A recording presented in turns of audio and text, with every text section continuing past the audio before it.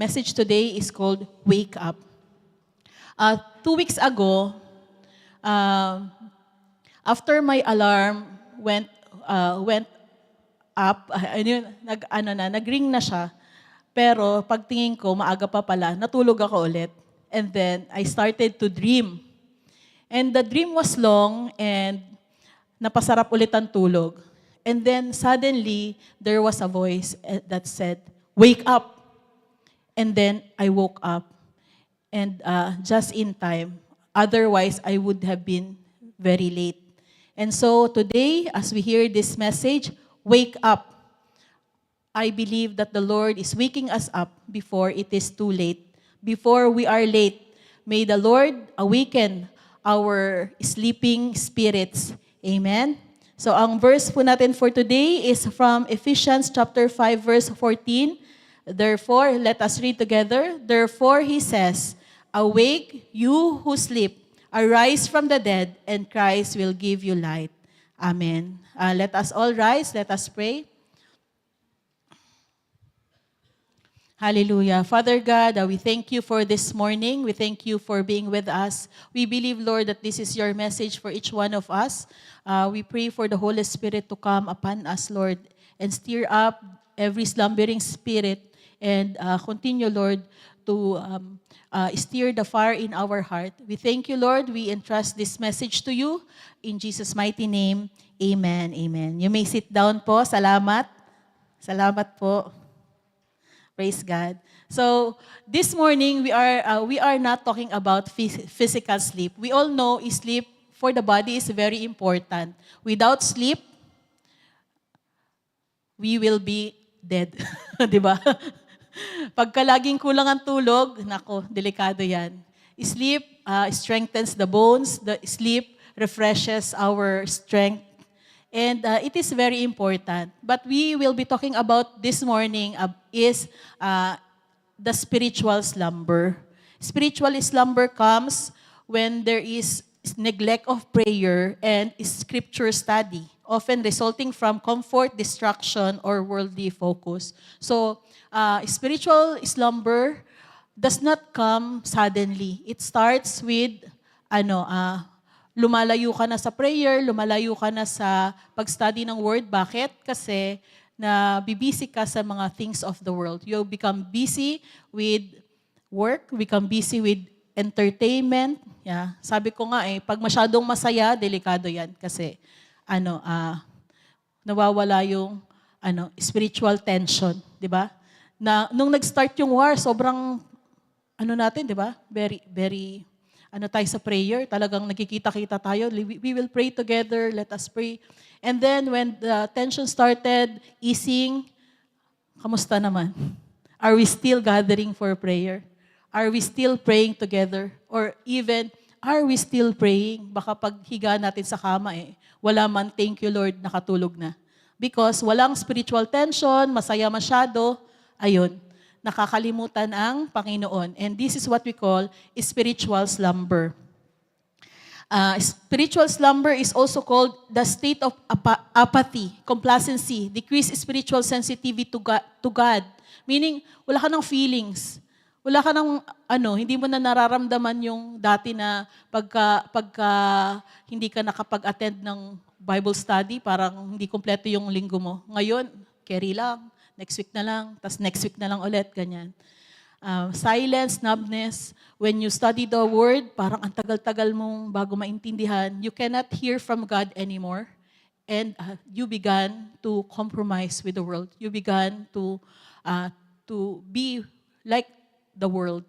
Yung mga ginagawa ng nasa mundo, parang ginagawa mo na rin. And there's no distinction. Ay, Kristiyano pala siya. Parehas na lang pala. Yan. So this is spiritual slumber. But God doesn't want us to stay in this state. We need to wake up before it's too late. We need to be awakened. And I believe this morning that this message will stir us up to awaken from this spiritual slumber. Amen? So the main points that we will talk about is only 3. Number 1, the dangers of sleeping. Delikado ang palaging tutulog-tulog. Pangalawa, awake sleeper. So tignan mo yung katabi mo, sabihin mo, awake, sleeper. At pangatlo, overcoming the spirit of slumber. Meron palang espiritu na nagkukos ng spiritual slumber. And we want to overcome this spirit. Amen? So the dangers of sleepiness. Naaalala nyo ba ang kwento ni Samuel? Yeah.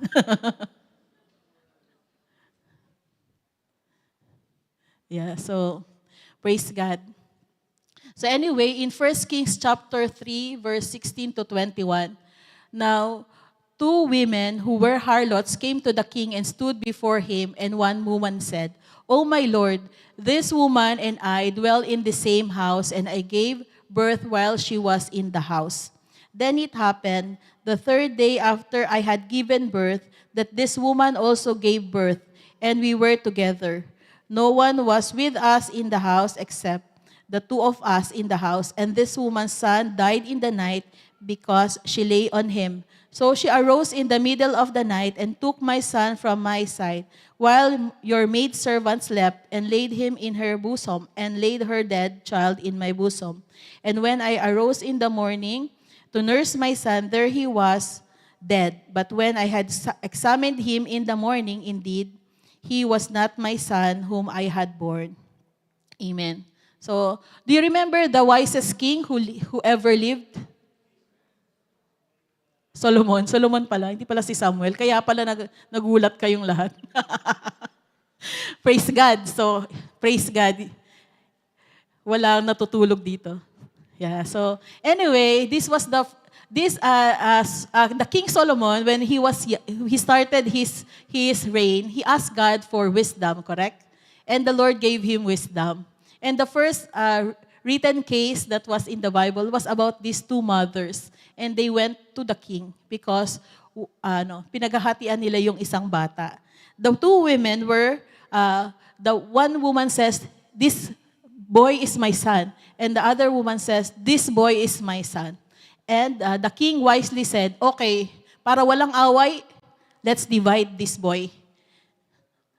And the true mother said, "No, let him live with the other lady, so that he will be safe." And then the king said, "Okay, you are the real mother because you don't want your son to be harmed."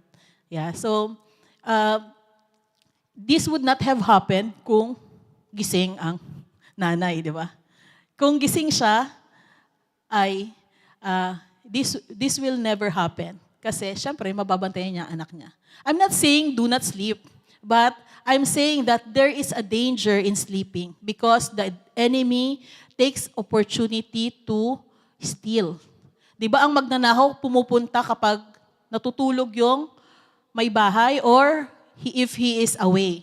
So, John chapter 10, verse 10, "The thief does not come except to steal and to kill and to destroy. I have come that they may have life and that they may have it more abundantly."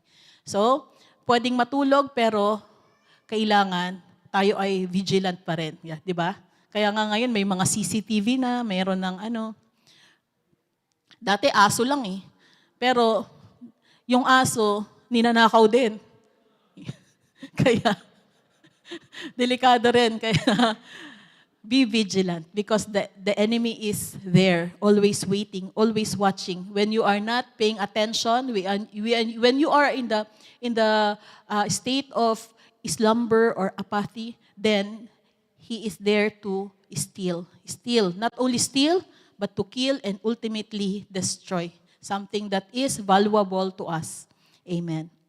Pangalawa is the dangers of sleeping, enemy advantage. Pag natutulog tayo, doon kumukuha ng advantage yung kaaway, di ba? Sa Judges 16:19-20, "Then she lulled him to sleep on her knees and called for a man and had him shave off the 7 locks of his head. And she began to torment him, and his strength left him. And she said, 'The Philistines are upon you, Samson.' So he awoke from his sleep and said, 'I will go out as before and at the other times and shake myself free.' But he did not know that the Lord had departed from him." When this is the story of Samson and Delilah. Yes, praise God, naalala nyo sila. Yeah, it was during the time that Samson was sleeping that Delilah took the advantage of shaving off his locks and then pinapunta yung kaaway. So, kita nyo, while we are sleeping, the enemy is taking advantage. Yeah. Matthew 13 verse 25, but while the man slept, his enemy came and sowed tares among the wheat and went his way. While we are not paying attention, the enemy is taking advantage of us. The enemy is trying to see where he can take over us, overcome us. That's why we need to be vigilant, awakened, active, aware of what is happening around us. And number 3, danger of sleeping, the loss of opportunity. So, habang natutulog ka, maraming nangyayari, di ba? Daig ng maagap ang masipag. The early bird catches the worm. Praise God. Yeah, so, ilang worm bang nahuli nyo ngayon? So, he who gathers in summer is a wise son. Sabi ng Proverbs 10 verse 5. He who sleeps in harvest is a son who causes shame. So, di ba sa mga magulang, ano ba yan, natutulog ka pa, 12:00 na. Bangon, linis ng bahay. Ganyan sa amin dati pagka Sabado. Yung Sabado na gusto mong mag-sleep in, sabay lagot ka sa lola mo, hindi pa kayo nakalinis ng bahay. Yeah. So, the Lord wants us to receive the blessing. But we cannot receive the blessing if we are sleeping, di ba? Di ba? Praise God sa ating mga angels choir. Ang kaganda ng boses nila, no? Pero nung namigay ang Lord ng boses, asan ba tayo? Tutulog kaya tayo? Yeah, when we are sleeping, then we lose the opportunity. Proverbs 24:33-34, a little sleep, a little slumber, a little folding of the hands to rest. So shall your poverty come like a prowler and your need like an armed man. Diba? Patulog-tulog, pakip-kip-kip-kip, tambay-tambay. Alam, magugulat ka. Lumipas na pala ang maghapon. Lumipas na pala yung opportunity. Hindi ka nakasama dahil tutulog-tulog. Yeah. So, gayon din yung 10 virgins, di ba? Naalala nyo sila? Okay naman sila eh. They were waiting for the bridegroom. Pero ang tagal-tagal ng bridegroom. So, nakatulog na sila. Matthew 25 verse 5. But while the bridegroom was delayed, they all slumbered and slept. The 10 virgins slept.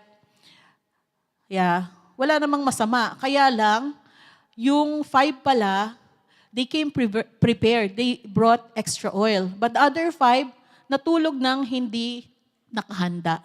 So, when they heard that the bridegroom is coming, the 5 virgins who did not bring the extra oil, they had to leave, and they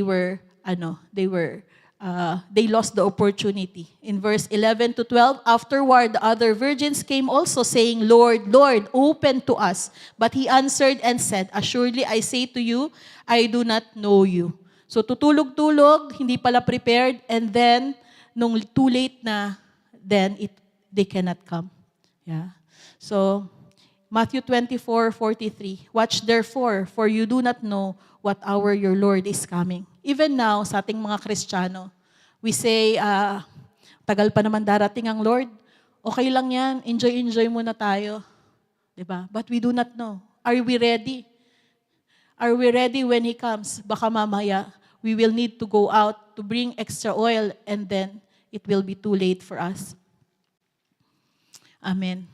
So, the danger of sleeping. The second point of our message today is entitled, Awake Sleeper. Awake Sleeper. It means that we need to be aware of what is happening in our life before it even comes. Awake meaning, kailangan alam mo na para makapag-prepare ka. Yeah. Alam mo na yung mga tendencies mo na makakatulog ka, kaya you prepare na. Maging aware ka sa mga nangyayari sa paligid. So from Acts chapter 20 verses 7 to 10, do you know this story? When I first read this, I was bagong attendee lang ako sa GIA and I was really parang convicted. Kasi si pastor nung 2 hours mag-preach. Tapos nakakatulog na ako. And this story was like me. Acts 20 verses 7 to 10. Now on the first day of the week, when the disciples came together to break bread, Paul, ready to depart the next day, spoke to them and continued his message until midnight. Yeah, si pastor, pagka walang oras-oras kahit 1:00 pa yun ng madaling araw, kahit 2:00. Praise God. Pero tayo ba, nakikinig na lang tayo pa yung napagod. Yun ngang nagsasalita, hindi napapagod Grabe rin, no? Verse 8, there were many lamps in the upper room where they were gathered together. So maraming ilaw. And in the window sat a certain young man named Eutychus, who was sinking into a deep sleep. Sabihin mo nga sa katabi mo, Eutychus, ikaw ba yan? Nawa ay hindi naman tayo yan. Wake up, wake up. He was overcome by sleep. And as Paul continued sleeping, di ba? Parang, wow, ang ganda ng boses ni Paul. Bedroom voice. Paul continued speaking. He fell down from the 3rd story and was taken up dead. Nahulog siya sa bintana at namatay. But Paul went down, fell on him, embracing him, said, do not trouble yourself, for his life is in him. Hallelujah. Praise God. Buti na lang nandun si Paul. Nung nahulog siya, niyakap siya ni Paul, don't worry, his life is in him. Amen. So, huwag kayo matutulog ngayon dahil hindi ko alam kapag niyakap ko kayo, magigising pa kayo. Baka makatulog. Hallelujah. Yeah. So, naintindihan naman natin si Eutychus. Kasi baka mamaya, galing siya sa work, tapos pumunta siya dun sa meeting. Tapos, nag-effort na nga, pumunta na nga. Wala pang katulog-tulog. Galing sa 2 a.m. Shift. Nandito sa Adari Park. Diba? So, may tendency talaga ang tao na makatulog. Because we are in the flesh, nangyayari talaga yan. But, knowing ourselves, we need to be aware of the things that is happening around us. Alam mo na Friday bukas, dapat wag ka na magpuyat, di ba ganyan? So, awake is sleeper. Awake, dapat we need to be aware of yung mga tendencies ng natin. Although may mga panahon na hindi natin mapipigilan yung ganun, mapupuyat, ganyan. Pero, syempre, kailangan prepared ka. Dapat meron ka ng toothpick. Para sa yung toothpick. Palagay sa mata. Para hindi makatulog, ganyan. Yeah. Pero in this instance, kailangan nating maging mapanuri. Ano bang dapat na alamin natin? Proverbs chapter 6 verse 4 to 5, give no sleep to your eyes, nor slumber to your eyelids. Deliver yourself like a gazelle from the hand of the hunter and like a bird from the hand of the fowler. Kasi walang magliligtas sa atin dito sa kaantukan kundi sarili natin, 'di ba? Walang walang tutulong sa atin kundi sarili natin. Kaya alam mo na inaantok ka, magdala ka ng candy, kurut-kurutin mo yung sarili mo, sampal-sampalin mo yung sarili mo para magising ka. Amen. So, awake is sleeper. So, be aware. Kung alam mo na antukin ka, number 1, be careful where you sit. Kung to si Eutychus, natulog siya, pero hindi sa tabi ng bintana, edi sana hindi naman siya namatay. Nakatulog lang siya. Natulog siya sa tabi ng bintana, nahulog siya, di ba? So, ganun din sa atin. When we say, you be careful where you sit, be careful where you are. Because where you are might be you are putting yourself in a situation na makatulog ka. For example, dito si Lot. Naalala niyo si Lot? Si Lot ay pamangkin ni Abraham. And they divided the land between the two of them. And then, sabi ni Abraham sa kanya, sige Lot, mamili ka na kung saan mo gusto and I will honor what you want. Kung saan mo yung gusto, doon ako sa kabila. Genesis 13, verses 12 to 13, Abraham dwelt in the land of Canaan, and Lot dwelt in the cities of the plain, and pitched his tent even as far as Sodom. But the men of Sodom were exceedingly wicked and sinful against the Lord. Amen. So, si Lot, pinili niya yung lugar na yon dahil sa, maganda yung lugar na yon. Kahit na malapit sa mga exceedingly wicked people.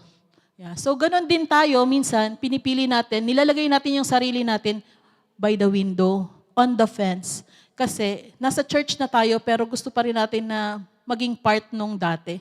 Yung makakasilip ka pa rin sa bintana ng kasiyahan, although alam mo na ayaw mo nang sumali. Pero sige na, doon ako sa may periphery. At least nakikita ko sila, masaya sila doon, masaya sila sa mundo. Kung ganun tayo, di ba? So, pagka ganyan, nandun yung tendency mo na mahulog, ma-fall again. Kasi, nilagay mo yung sarili mo sa lugar na andun yung temptation, andun yung danger. Yeah. Sabi mo, ayaw mo na sa ex mo. Bakit tinitingnan-tingnan mo pa yung Facebook page niya? Sinisilip-silip mo pa. Di ba?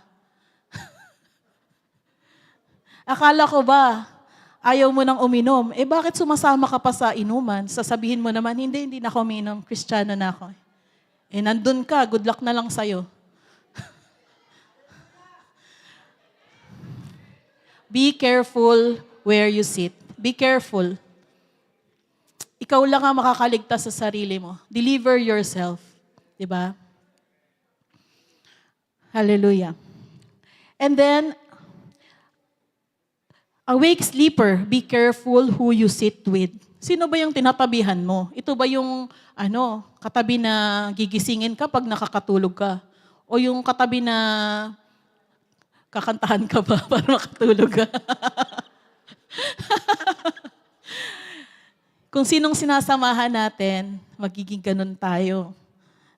Psalm chapter 1, verses 1 and 3. Verse 3, Blessed is the man who walks not in the counsel of the ungodly, nor stands in the path of sinners, nor sits in the seat of the scornful. Verse 3, He shall be like a tree planted by the rivers of water that brings forth its fruit in its season, whose leaf also shall not wither, and whatever he does shall prosper. Yeah, so when we go with those who are, who walks in the counsel of, when we walk with the godly people, we will be like a tree planted in the water. Yeah. Tandaan natin, 1 Corinthians 15:33, do not be deceived, evil company corrupts good habits. Even though we try to be righteous before God, but when we go with people who have no care about God, then mas malamang ay mahawa tayo. Because there is a transference of spirit, tandaan natin yan. I always treasure this story of Mark chapter 2, verses 1 to 12. Remember the 4 friends who brought their paralytic friend close to Jesus. Not only brought him, but really they made an effort to bring him to the Lord. Why? Because he cannot go to Jesus himself. He was a paralytic. But what the 4 friends did, they climbed up the roof, they opened the roof, and brought down their friend down in front of the Lord. So, meron ba tayong ganun? Meron ba tayong 4 na kaibigan at least that when we cannot come to Jesus ourselves, they will bring us close to Him? Sana lahat tayo may ganong kaibigan. Because everybody needs these 4 friends who will bring us close to the Lord when we cannot come by our own. Amen? So, kahit 4 lang kaibigan mo. Kung 3 pa lang, hanap ka pa isa. Okay? We need friends like this. At sana, we can be a friend like this, who will bring others to Christ, even at the expense of ourselves. Kahit na mahirap, akyat ka sa bundok, akyat ka sa puno, pupunta ka sa malayo. Diba? Magdadrive ka hanggang Hamala. Para lang masundo ang kapatid. Okay lang yan, Askar, wala yan sa akin. Diba? Madala lang sa church. Praise God. So, kailangan natin ng ganong kaibigan. At maging ganong kaibigan sana tayo. Someone who will bring a friend close to the Lord. Amen. And point number 3, and this is the last point, but also very important, overcome the spirit of slumber. Because sometimes, this is not because we are of the flesh, not because we are,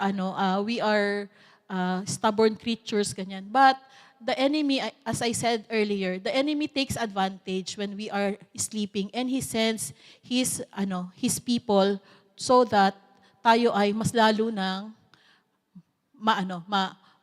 mapalayo sa Panginoon. Because the devil hates it when we get close to the Lord. So the spirit of slumber is a spiritual oppression designed to make a believer dull, passive, distracted, and spiritually insensitive. It seeks to rob you of moments of divine encounter. The spirit of slumber does not only bring sleep, it brings blindness, delay, laziness, and disconnection from spiritual things. Amen. So I believe this morning, the spirit of slumber worked hard para hindi tayo magising, no? But praise God, nandito tayo. Amen. Nag-alarm na ng maaga, pero bakit hindi ko narinig? Ba't ganun? Parang hindi ko na malayo, nag-alarm na pala. Tapos nagmamadali ka na. Tapos bakit lahat ng dadaanan mo, naka-red light pa? Bakit pagkapapunta ka na, tapos meron pang mangyayari? Alam niyo yun, nangyayari yan talaga sa buhay natin. This is the spirit of slumber working so that we will not come. Yeah? So, kailangan natin na maging aware, kung paano siya nag-ooperate, at maging aware tayo, paano siya i-overcome. So, there are several manifestation of the spirit of slumber. Una, physical. Napansin nyo ba, bakit ganun? Pagka nanonood tayo ng K-drama, hanggang 2 a.m., kaya nating magising. Minsan nga wala pang tulog, di ba? Kasi isang series pa, one series na lang, kailangan natin matapos. Pero bakit kapag mga things of God, when we start to pray, we fell asleep. When we start to read, we fell asleep. Ganyan. This is the work of the spirit of slumber. Bakit things of God, nakakatulog tayo agad? Pero pagka yung mga things of the world, energetic na energetic. 'Di ba? Matthew 26:40, then he came to the disciples and found them sleeping and said to Peter, "What? Could you not watch with me 1 hour?" Even the disciples. Hindi ko nababasa. Okay. Then he came to the disciples and he said, "What? Could you not watch with me another hour?" So, if you see, even the disciples were under the spirit of slumber because Jesus told them, "Please pray with me. Please stay while I'm praying." But as he started to go, they instantly fell asleep. 3 times it happened. Yeah. So this also happens to us, right? When we start to pray, when we start to read the Bible, then sleep. So kailangan we need to overcome this. Manifestation of the spirit of slumber, number 2, mental. This is when we read the scripture, sometimes what happened? I didn't know, ganun, di ba? Parang we're having hard time to understand the scripture. Whilst other times when we were close to God, when we were worshiping, it's so easy to understand. But how come that when I read it 3 times already, but I don't know the message, ganyan. So, the spirit of slumber make us dull of understanding. And then, when we start to pray, random thoughts come to our mind. What should I do tomorrow? What should I wear? What should I eat? What should I drink? This is the work of the enemy, trying to distract us. And then reminding us, oh, by the way, you did not do this, you did not do that. Why you didn't remember when you're not praying, but when you are sitting down to pray, then you were distracted. Yeah. So this is the work of the spirit of slumber. And today I believe that God wants to deliver us from the spirit of slumber. Amen. Romans 11:8, just as it is written, God has given them a spirit of stupor, eyes that they should not see and ears that they should not hear to this very day. What? God has given them spirit of stupor. What do you mean? Was it God who wanted us to sleep? No. You remember that God sometimes allow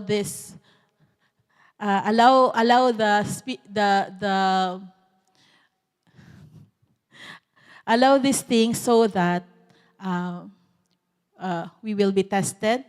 Sometimes because of a response to our rebellion, 'di ba? When we continue to do things that are contrary to what God wants, then we began to be dull of understanding. Not because God is trying to uh,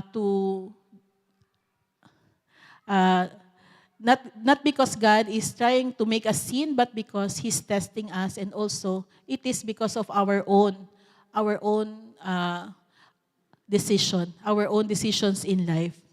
Isaiah chapter 6 verse 9 to 10, and he said, "Go and tell these people, keep on hearing but do not understand, keep on seeing but do not perceive. Make the heart of these people dull and their ears heavy, and shut their eyes, lest they see with their eyes and hear with their ears and understand with their heart and return and be healed."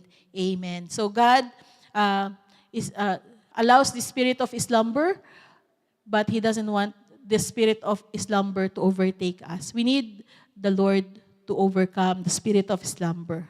So, when it feels so hard to understand the Bible, when it feels so hard to understand the message, maybe this is the spirit of slumber working so that we will not understand God's message. Amen? Hallelujah. So, manifestation of the spirit of slumber, emotional. Emotional. So, as I mentioned earlier, apathy. Apathy means you don't care. I don't care attitude. Some people, we watch a video, so many people are dying without Christ. And you said, so what? Like this. You don't really literally say, but in your heart you said, so what? I have bills to pay. I don't have money. I don't have salary. Yeah. So the enemy uses our situation so to numb our hearts to the will of God, to what God wants us to do. Luke chapter 8, verse 14.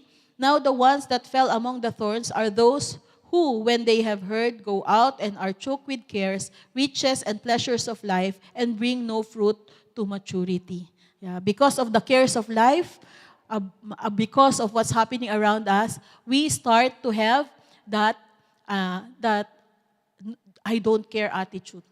But we need to overcome this because the cares of life is there, but we need to focus on what God wants. That's why we are always telling ourselves to look unto the Lord, to look to the eternal rather than the physical, because the physical is just temporary, but the things of God are eternal. Amen. So whatever it is that we are encountering in our life, these too shall pass, but the word of God will never pass away. Amen? So manifestation of the spirit of slumber, it manifests in our will. It make us lack motivation. This happens when we feel comfort in our normal life. Yun nga.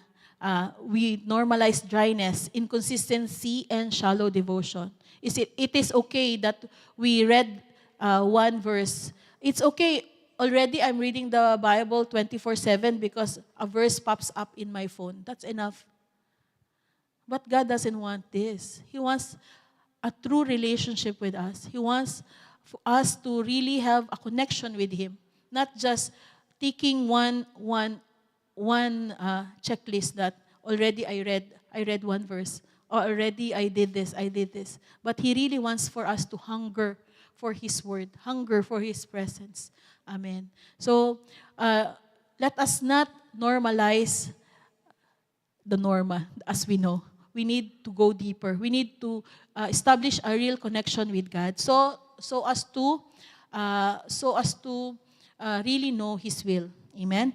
In 1 Kings chapter 18, verse 21, do you remember this? And Elijah came to all the people and said, "How long will you falter between two opinions? If the Lord is God, follow him. If Baal, follow him." But the people answered him not a word. They did not answer. Why? They don't care. Sometimes this is like us, di ba? Uh, we send message, no reply. 24 hours na, no reply. You don't care. When someone message you, answer. Yeah, because it shows respect to the people who sent it.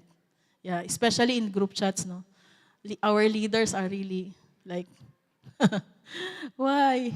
Women's ministry, by the way. Why my members are not replying? They don't care. When the Bible study leaders send message in the group chat, no one is answering. You don't care? Yeah. When the Lord calls, you don't care also. That's why you're not answering. Apathy. The Lord said in Revelations, those who are not cold, He will spit out from His mouth. Amen. Choose now. If the Lord is God, follow Him. But if Baal, follow him. Amen. 1 Thessalonians chapter 5, verse 6, "Therefore, let us not sleep as others do, but let us watch and be sober." Let us not sleep, brothers and sisters. We see other people like this, even other believers, we say, why other believers are okay? They just go to church and they just go home, finish. They go to church and go to the mall, it's done.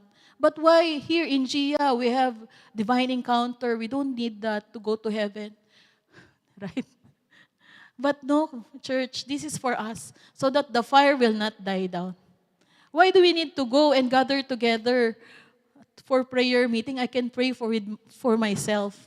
Why? So that the fire will not go down.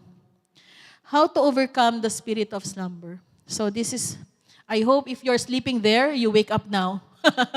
This is the last topic. Let us overcome the spirit of slumber together. Number 1, fresh fire. How do you overcome the spirit of slumber? We need fresh fire. Fresh fire of anointing from the Holy Spirit. We need the fire of the Holy Spirit. Because if there is fire, nobody can sleep. Can you sleep while there is fire? Of course not. You need to run. Can the ice cube remain cold while there is fire? Cannot, because it's very hot, right? How do you have fresh fire? Number 1, make your own by worship. Pray. Worship, pray, until your spirit continue to burn higher and higher. Worship, pray. And then, if you cannot do this, you borrow fire from others. Join those who are on fire so that you will be on fire yourself. You go with others you see that they are really on fire for the Lord, and you go with them so that you also will be on fire. Just don't sit there and be like, okay lang, la. The Lord will come and we are sleeping. Fresh fire from the Lord. 1 Kings 18:38-39. Then the fire of the Lord fell and consumed the burnt sacrifice, and the wood and the stones and the dust, and it licked up the water that was in the trench. Now, when all the people saw it, they fell on their faces and they said, "The Lord, He is God. The Lord, He is God." These are the same people that Elijah asked, "When will you falter between two opinions?" And they answered not a word. These same people, when they saw the fire, they said, "The Lord, He is God. The Lord, He is God." When there is a fresh fire, it will compel us to declare, "The Lord, He is God." Amen. We need fresh fire of anointing so that there will be no one sleeping in this church. Amen. Hallelujah. Number 2, active vigilance. We need to be always awake, alert. Look to the left, to the right. Where are you sitting? Who are you with? We need to train the flesh. This flesh is nothing. It needs to die. Just as Jesus was died to the flesh, we need to die to the flesh so that we can follow him. This flesh, we need to crucify it so that the spirit can live. Cut back on the non-essential passive entertainment. Cut back on the things of the flesh so that we can continue to walk on the spirit. Amen. Matthew 26, verse 41, watch and pray, lest you enter into temptation. The spirit indeed is willing, but the flesh is weak. It is the flesh ang kalaban ng spirit. This is the flesh versus the spirit. So we need to strengthen the spirit so that the flesh will not take over. Amen.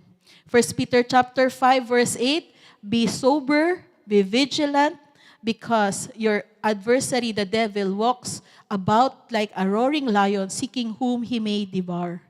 Be vigilant.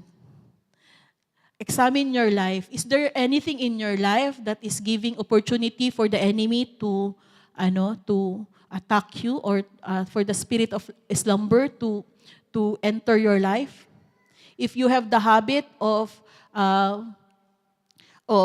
not sleeping on Thursdays because anyway, tomorrow we don't have work, finally, I can watch all I want. Then, in the morning, you feel sleepy, then you need to cut it. Because this is an opening for the spirit of slumber to work in your life, because your defenses are down, you are sleepy, then, so you need to control. See, examine your life. If there's anything in your life that needs to be surrendered to God. 1 Corinthians chapter 9, verse 27, but I discipline my body and bring it into subjection, lest when I have preached to others, I myself should become qualified. We need to discipline this body. The flesh is willing, the spirit is willing, but the flesh is weak. We need to overcome. Amen. This flesh is not the boss. Amen. The boss is the Lord. And finally, so that the spirit will be stronger, feed your spirit. Renew your mind. Focus on the spiritual discipline. Read the word. Proclaim the word. As you read the word, proclaim the word to your life. And it will become so. Amen. Renew your mind every day. We need the renewal of the mind every day. Amen. Romans chapter 12, verse 2, and do not be conformed to this world, but be transformed by the renewing of your mind, that you may prove what that good and acceptable and perfect will of God.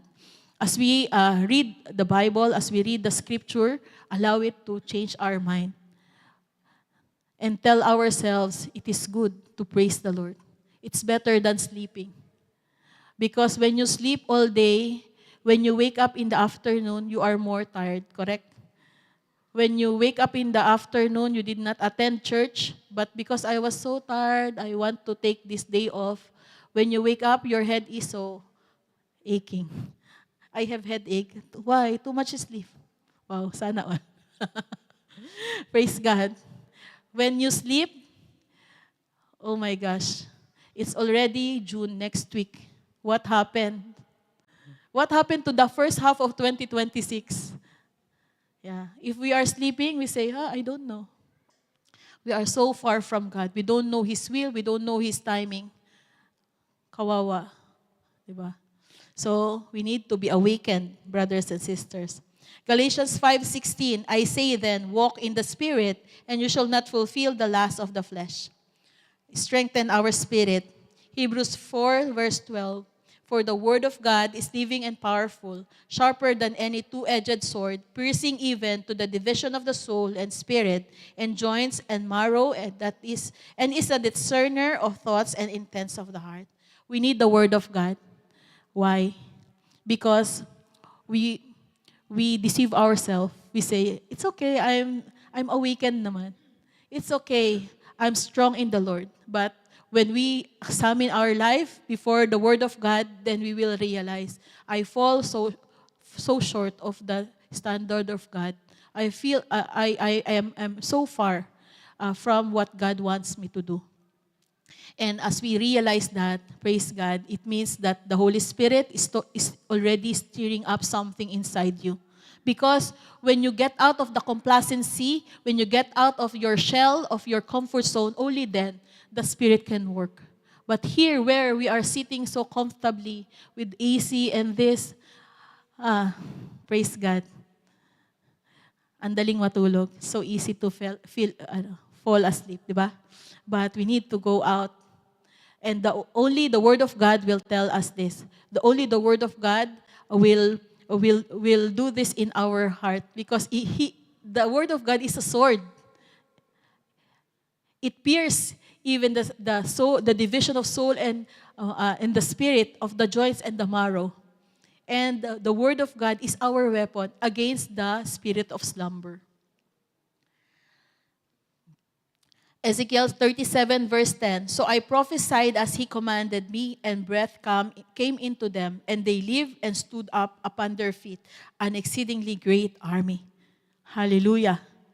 Ezekiel said he prophesied the word of God, and these dry bones began to awaken. These dry bones began to have life. And I believe today, the Lord is speaking to all of us, and these dry bones are becoming awakened. And these dry bones are having its flesh and rising up to be the new army of God in these last days. Amen? Hallelujah. And that's all. We finished na. Na-finish na? Were you sleeping? So, this is the summary. Number 1, so let's call the music team. We will worship. So, to give you a reminder of what we spoke today, number 1, the dangers of sleeping. When we continue to sleep, there is vulnerability. The enemy takes advantage when we are sleeping. Like this woman who stole her child, and it gives the enemy advantage. Yeah, while we are sleeping, the enemy takes advantage of our life, of our destiny. There is loss of opportunity. That's why we need to be awakened. We need to know the things that affects us, the people we walk with, the place where we sit, the place where we put ourselves. Then we need to be aware, because when we are aware, we are able to avoid them. Those who makes us fall. And then, finally, overcoming the spirit of slumber. There is manifestation of the spirit of this spirit in our physical, mental, emotional, in our will. You know yourself. You know if this is happening to you. And if this is happening to you, then we need to surrender them to the Lord. Amen. We need to overcome the spirit of slumber by fresh fire, by active vigilance, and feeding our spirit. There is a difference between the natural tiredness and spiritual slumber. And the physical sleep strengthens the body, but the spiritual slumber weakens the soul.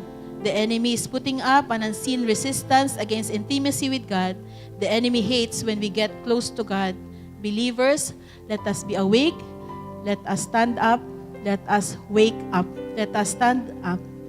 Romans chapter 13, verse 11, "And do this knowing the time, that now it is high time to awake out of sleep, for now our salvation is nearer than when we first believed." Ephesians 5 verse 14, "Therefore," he says, "Awake, you sleep, arise from the dead, and Christ will give you light." Right now, let us declare together these words and declare by the authority of Jesus Christ. 1, 2, 3. "I stand in the authority of Jesus Christ and break every agreement with spiritual slumber, laziness, and lethargy. I ask the Holy Spirit to reawaken my soul, my mind, and my body. Fill me with fresh fire and holy hunger for your word and your will. I declare that I am awake, alert, and on fire for you. I receive the grace to take up my spiritual responsibilities and walk in the victory you have provided. In the name of Jesus, I pray. Amen. Amen. Let us worship God, and let us admit to Him that we cannot do this on our own. Lord, we need you. If there's any areas of our life that we need to surrender to God, then let us bring it to the altar of the Lord and surrender it before Him. Because some things we cannot do on our own. Actually, all things we cannot do on our own. We need God. We need Him to work in our life.